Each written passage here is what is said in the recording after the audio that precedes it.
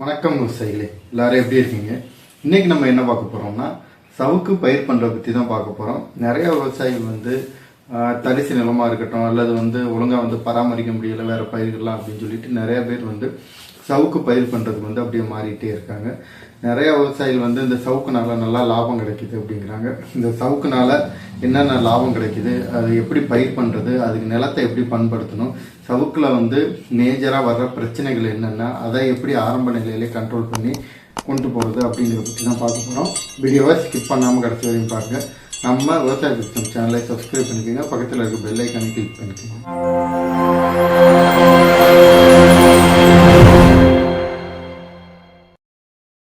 சவுக்கு பயிர் பண்ணுற விவசாயிகள் முதல்ல நிலத்தை நல்லா பண்படுத்திக்கிறணும். முடிஞ்சாலும் ஒரு டைம் கலப்பை வச்சு ஓட்டிட்டு அடுத்து ஒரு டைம் ரொட்டேட்டர் வச்சு ஓட்டினாவே போதும். 4-5 உழவு பண்ணணும் அப்படிங்கிற அவசியம் இல்லை. ஃபர்ஸ்ட் ஒரு டைம் கலப்பை வச்சு அந்த கட்டி இதுகள்லாம் நல்லா பேத்து விட்டு அதுக்கப்புறம் ரொட்டேட்டர் வச்சு அது எல்லாமே அடித்து இது பண்ணாவே போதும். இந்த அளவுக்கு பண்ணிங்கனாவே கரெக்டாக இருக்கும். சவுக்கு பயிர் பண்ணுறதுக்கு ஏற்ற மண் எப்படி என்னன்னு பார்த்தீங்கன்னா, மேக்ஸிமம் தண்ணி ஆரம்ப நிலையில் இழுத்து வச்சுக்கிறத மண்ணாக இருக்கணும். அடுத்தது அந்த மணல் கலந்த மண்ணாக இருந்தால் ரொம்ப ஈஸியாக இருக்கும். தண்ணி ஓரளவுக்கு பிரிப்பு இல்லாமல் இருந்துச்சுன்னா சவுக்கு டக்கு டக்குன்னு கிளம்ப ஆரம்பிக்கும். அது மாதிரி ரொம்ப களித்தரை, ரொம்ப அடியில் போக போக களித்தரை கொஞ்சம் இருகலான மண் அப்படின்னாலும் ஓரளவுக்கு ஆரம்ப நிலையில் சவுக்கு கிளம்பிடுச்சுன்னா அதுக்கப்புறம் டக்கு டக்குன்னு வர ஆரம்பிச்சிடும். கடற்கரை ஓரங்கள்ல எல்லாம் சவுக்கு அதிகமாக வச்சிருப்பாங்க. ஏன்னா இந்த காற்று வேகமாக உள்ளே வரக்கூடாது அப்படிங்கிறக்காக தடுக்கிறக்காண்டி வச்சுருவாங்க. கடற்கரை ஓரங்கள்லேயே பார்த்தீங்கன்னா சவுக்கு அவ்வளோ அருமையாக வரும். அந்த மாதிரி நம்ம மணச்சாரி இடங்கள், இந்த மாதிரி இடங்கள்ல எல்லா இடங்கள்லையுமே வரும். கழித்தறைகள்லையும் ஓரளவுக்கு ஆரம்ப நிலையில் தண்ணி நிற்காமல் இருந்தாலே போதும், சவுக்கு நல்லா வரும். சவுக்கு வச்சதுக்கப்புறம் களை மேலாண்மை இதுதான் பெரிய இதாக இருக்கும். ஏன்னா சவுக்கில் களைகள் வந்துருச்சுனாவே ரொம்ப கஷ்டம், பயிர் அப்படியே உட்காந்துரும். சவுக்கு கண்ணு எங்கே இருக்குன்னே தெரியாது, அந்தளவுக்கு கண்ணு அப்படியே உட்காந்துரும். அந்த மாதிரி பிரச்சனைகள்லாம் வரும். அதனால ஆரம்ப நிலையிலே களைக்குள்ளி அடிச்சிங்கன்னா உங்களுக்கு நல்லா கண்ட்ரோல் இருக்கும். வயல் ஓட்டிட்டு இதுக்கப்புறம் நீங்கள் கண்ணு வைக்க போகிறீங்க அப்படின்னா கண்ணு வைக்கிறதுக்கு ஒரு 10-15 நாளைக்கு முன்னாடியே வயலில் ஒரு மருந்து அடிச்சிருங்க. களைக்குள்ளி என்ன கொடுக்கலாம் அப்படின்னு பார்த்தீங்கன்னா, ஆக்சிஃப்ளோரோஃபென் ஒரு ஏக்கருக்கு 1/2 லிட்டரும், அது கூட கிளைபோசெட் ஒரு ஏக்கருக்கு 1 லிட்டர், இது ரெண்டும் கலந்து மேலே ஸ்ப்ரே பண்ணிட்டு ஒரு 15 நாளைக்கு மேலே நீங்கள் கண்ணு வச்சிங்கன்னா மேக்ஸிமம் அதுலேருந்து ஒரு மாதம் நீங்கள் களைக்குள்ளி அடித்ததுலேருந்து மினிமம் ஒரு 1 மாதம் 1.5 மாதத்துக்கு களைகள் எதுவும் பெரிய அளவில் முளைக்காது. கண்ணுகளோட போட்டி போட்டு வர்ற மாதிரி அந்த மாதிரி பிரச்சனைகள் எதுவுமே பண்ணாது. மேலே நீங்கள் அடிக்கும்போது லைட்டாக ஈரம் இருந்தாலே போதும். அதில் நீங்கள் அடிச்சு விட்டீங்கன்னாவே களைகள் எதையும் பெரிய அளவில் முளைக்க விடாது, போட்டி போடக்கூடாது. இந்த களைக்குள்ளிகள் பயன்படுத்துறதுனால சவுக்குக்கு ஏதாவது பாதிப்பு வருமா அப்படின்னு கேட்டிங்கன்னா, சவுக்குக்கு எந்த பாதிப்பும் வராது. மினிமம் இதை அடித்து ஒரு 15 நாள் 10லேருந்து 15 நாளைக்கு மேலே நீங்கள் கண்ணு வச்சிங்கன்னா எந்த பாதிப்புமே வராது. அதே மாதிரி விதை மூலியமாக முளைக்கிற களைகள் எந்த களைகளுமே முளைக்க விடாது. முன்னாடி முளைச்சி ஏதாவது இருந்தாலுமே அந்த களைகளுமே சாகடிச்சு. இப்போது நம்ம நிலம் தயாரிச்சாச்சு, நிலம் தயாரித்து களைகளையும் கண்ட்ரோல் பண்ணியாச்சு. களைகளை கண்ட்ரோல் பண்ணிவிட்டு அடுத்து சவுக்கு வைக்கிறதுக்கு குழி தோன்றணும். அங்கங்கே அதோட இடைவெளியில் குழி தோன்றணும். அந்த குழி தோன்றதுக்கு என்ன பண்ணணும் அப்படின்னு பார்த்தீங்கன்னா, மினிமம் சவுக்கு கண் நீங்கள் செலக்ட் பண்ணும்போதே 1 அடி 1.5 அடி மினிமம் 1 அடிக்கு மேலேயாவது இருக்கணும். அந்த மாதிரி கண்ணாக இருக்கணும். கண்ணு நல்லா குச்சி பார்த்தீங்கன்னா நல்லா திடமாக ஸ்ட்ரெயிட்டாக இருக்கணும், நேராக இருக்கணும் குச்சி. நீங்கள் தேர்வு பண்ணுற கண் குச்சி வளைஞ்சோ இது பண்ணியோ இல்லை அதுலேருந்து கீழே ஏதாவது கட்டாயி சைடில் இருந்து வந்துச்சோ அந்த மாதிரி இதாச்சுன்னா நீங்கள் வைக்கிற கண் வரும்போதும் அதே மாதிரி தான் வரும். அதனால் நாற்றங்காலில் கண் தேர்வு ரொம்ப முக்கியமானது. அதை பார்த்துக்கோங்க. அதை பற்றி இண்டிவிஜுவலாகவே என்னென்ன ரகங்கள் இருக்குது, கண் தேர்வு எப்படி பண்ணுறது அப்படிங்கிற இண்டிவிஜுவலாகவே ஒரு வீடியோ போடுவோம். இப்போ நீங்கள் நிலம் தயாரித்து எப்படிலாம் வைக்கணும் கண். ஏன்னா கண் வச்ச உடனே பார்த்தீங்கன்னா சவுக்கு நிறையா கண் சாக ஆரம்பிக்கும். இதுதான் சவுக்கில் மேஜர் பிரச்சனையே. நிறைய விவசாயிகள் சவுக்கு பயிர் பண்ணுற விவசாயிகள் பெருசாக ஃபேஸ் பண்ணுற ஒரே விஷயம் என்னன்னு பார்த்தீங்கன்னா, கண்ணு சாகுது, இதுக்கு என்ன பண்ணுறது அப்படின்னு சொல்லிட்டு வச்சதுக்கு அப்புறம் நிறைய பேர் இதை எப்படி கண்ட்ரோல் பண்ணுறது, இது என்ன பிரச்சனை அப்படின்னு தெரியாமல் இருக்கேன். அது என்ன பிரச்சனை, அதை எப்படி கண்ட்ரோல் பண்ணுறதுங்கிறதான் பார்க்க போகிறோம். முதல்ல நிலம்லாம் தயாரித்து களைக்குள்ளிலாம் அடிச்சுட்டு ஒரு 10-15 நாள் கழிச்சு கண்ணு வைக்க போகிறோம்னா குழி தோண்டி தான் கண்ணு வைப்போம். அந்த குழிக்குள்ளே குருணை போடணும். குருணை போட்டு நீங்கள் சவுக்கு கண் வச்சிங்கன்னா உங்களுக்கு அந்த கண்ணு சாகுற பிரச்சனை வராது. அது எதனால் அந்த கண்ணு சாகுது அப்படின்னு பார்த்தீங்கன்னா, வேர்க்கரையான்னு சொல்லுவோம், அல்லது இந்த நூற்புழு பிரச்சனைகள் இந்த மாதிரிலாம் வரும். இது சவுக்குல எல்லாம் அதிகமாக வரும். சின்ன கண்ணுகளில் இந்த பாதிப்பு வரும். அதே மாதிரி வந்து சின்ன சின்ன வண்டுகள் வந்து அந்த குச்சியை வந்து துளைச்சி மண்ணுக்கு மேலே வந்து சாப்பிட்டுட்டு போயிடும்.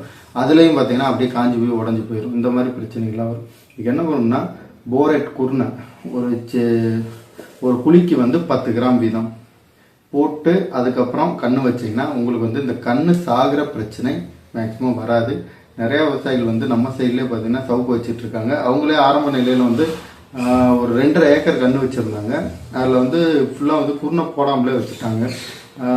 ஒரு ஏக்கர் 1.5 ஏக்கருக்குள்ளே குருணை போடாமல் வச்சுட்டு ஒரு ஏக்கர் மட்டும் குருணை போட்டாங்க. நம்ம சொன்னோடனே குருணை போட்டு வைங்க இல்லைன்னா அந்த பிரச்சனை வரும்னு சொன்னோன்னே போட்டு வச்சாங்க. அந்த 1 ஏக்கரில் வந்து பெரிய அளவில் கன்று சாகலை. இந்த 1.5 ஏக்கரில் பார்த்தீங்கன்னா மேக்ஸிமம் வந்து ஒரு 1/2 ஏக்கர் 3/4 ஏக்கருக்கு தாக்குனா கன்று செத்துருச்சு. திரும்ப அப்புறம் மறுபடியும் கன்று வைக்கல, குருணை வாங்கிட்டு போய் போட்டு தான் வச்சாங்க. இந்த மாதிரி வந்து இந்த குருணைகள் போடுறதுனால உங்களுக்கு வந்து இந்த பிரச்சனைகள் வராது. ஏன்னா இது வந்து மண் மூலியமாக வர்ற பிரச்சனை. நம்ம மேலே வந்து அடிக்கிற மருந்துகளோ குருணைகளோ எதுவுமே வந்து கேட்காது.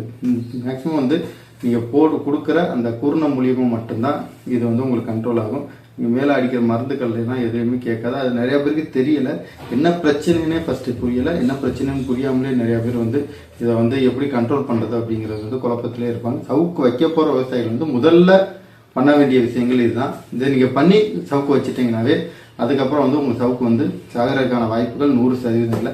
அதில் ஃபங்கல் வந்து வருமா அப்படின்னு கேட்டிங்கன்னா நோய்கள் வருமானு கேட்டால் பெரிய அளவில் நோய்கள் வராது. ஆனால் பூச்சிகளோட தாக்கங்கள் இந்த மண்ணில் இருந்து பாதிக்கிற இந்த மாதிரி பிரச்சனைகள்லாம் கண்டிப்பாக வரும். அடுத்தது வந்து சவுக்குக்கான இடைவெளி வந்து ரொம்ப முக்கியமானது. இதை வந்து கரெக்டாக ஃபாலோ பண்ணியே ஆகணும். ஏன்னா நெருக்க நீங்கள் சவுக்கு வச்சிங்கன்னா சீக்கிரமாக வளராது. ஒன்றோட ஒன்று பின்னுச்சுனாவே வந்து உங்களுக்கு குச்சி நேராக வராது, பெருக்காது, இந்த மாதிரி பிரச்சனைகள்லாம் வரும்.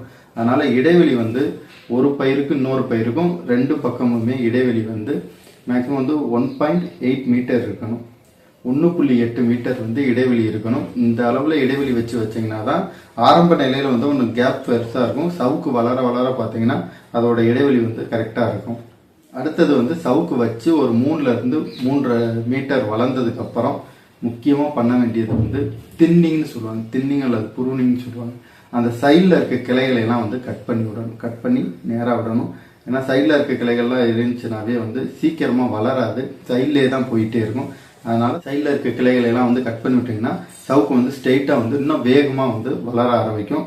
இதோட வளர்ச்சி வந்து நமக்கு எவ்வளோக்கு எவ்வளோ வந்து சீக்கிரமாக வளருதோ அதுக்கேற்ற மாதிரி வந்து நமக்கு வந்து சீக்கிரமாக அறுவடை பண்ணலாம்.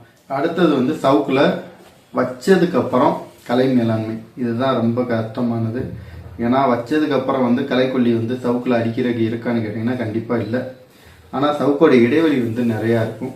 ஆனால் சவுக்கில் அடிக்கிறதுக்கான களைக்கொல்லின்னு கேட்டிங்கன்னா பெரிய அளவில் வந்து சவுக்கில் படுற மாதிரி அடிக்கிற களைக்கொல்லிகள் இல்லை. அதுக்கு பதிலாக வந்து அந்த கேப்பில் மட்டும் அடிக்கிற மாதிரி களைக்கொல்லிகள் இருக்குது. சவுக்கில் படாமல் அந்த கேப்பில் அடிக்கிற களைக்கொல்லிகள் இருக்குது. அந்த களைக்கொல்லி பயன்படுத்துறீங்கனாலே போதும். உங்களுக்கு வந்து ஒரு ஆட்கள் வச்சு களை எடுக்கிற செலவை விட பாதி செலவு தான் வரும் இந்த களைக்கொல்லியை பயன்படுத்தினாவே. அது என்ன களைக்கொல்லி பயன்படுத்தலாம் அப்படின்னு பார்த்தீங்கன்னா பாராகுவாட் டைக்ளோரைடு. இது வந்து ஒரு ஏக்கருக்கு வந்து ஒரு டேங்க் வந்து மினிமம் வந்து 150 ml. அது கூட வந்து பெண்டிமெத்திலின் ஒரு டேங்க் வந்து 100 ml. இது 2 சேர்த்து அடிச்சிங்கனாவே முளைச்ச களைகள் எல்லாமே செத்துரும். பின்னாடி வர்ற முளைக்கக்கூடிய களைகள் இது எல்லாத்தையுமே வந்து அந்த பெண்டிமெத்திலின் வந்து கண்ட்ரோல் பண்ணிடும். இதில் வந்து 2 களைக்கொல்லி இருக்கும். நம்ம அடிக்க போகிற ரெண்டுமே எப்படின்னு பார்த்தீங்கன்னா ஒன்று வந்து ப்ரீ எமர்ஜென்சி ஹெர்பிசைடு, இன்னொன்று வந்து போஸ்ட் எமர்ஜென்சி ஹெர்பிசைடு. அந்த போஸ்ட் எமர்ஜென்சி ஹெர்பிசைடு என்ன பண்ணும் அப்படின்னு பார்த்தீங்கன்னா முளைச்ச கிளைகள் எல்லாத்தையுமே அடிச்சுட்டு போயிலே வந்து சாகடிச்சிடும். ஆனால் செடியில் படாமல் அடிக்கணும். அதுதான் ரொம்ப முக்கியமானது. அந்த ப்ரீ எமர்ஜென்சி ஹெர்பிசைடு என்ன பண்ணும்னா நீங்கள் அடிச்சுட்டு போனதுக்கப்புறம் திரும்ப வந்து விதைகள் மூலியமாக விதைகளோ செடிகளோ வந்து முளைச்சி வருங்கள்ல டக்குன்னு அதுகளை வந்து முளைக்க விடாமல் மண்ணிலே வந்து அவங்க அடிக்கும். அவ்வளோ சீக்கிரம் வந்து களைகளை முளைக்க விடாது.